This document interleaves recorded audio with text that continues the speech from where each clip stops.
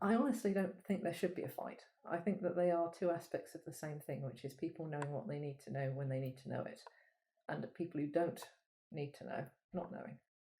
If you look at it from that perspective, that is what privacy is, but it's also about least privilege. And guess what? That's one of the basic precepts of information security. The difficulty bit is where there is actually a conflict, but it's an annoying conflict because I don't think it should exist, but it does. The conflict exists where someone says, I have privacy, therefore no one should know about me. And someone else says, I have privacy, no one should know about me. And a third person says, well, I have privacy and I'm going to do something awful. And everybody goes, well, we don't actually like that sort of privacy because you just exploded something and you had so much privacy you could do that. So now we need information security so that we can track activities and manage logins. And okay, that person was in fact sitting in our restaurant and was sending all of our company data to someone else, but they had privacy.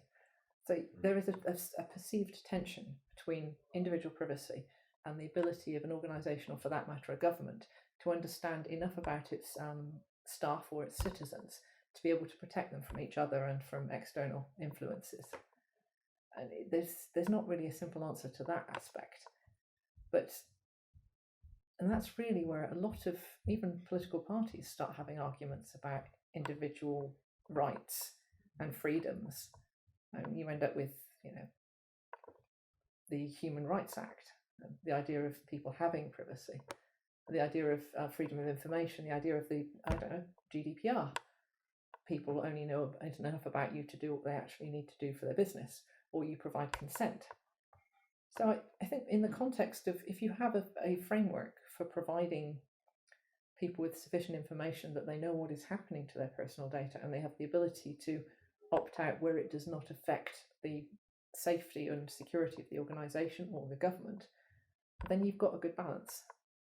But everyone has a different idea as to exactly where that balance lies, and they become very personally invested in it, because privacy is about people and it's about safety, but it's two sorts of safety. It's safety of us, of me from the world, but safety of the world from me.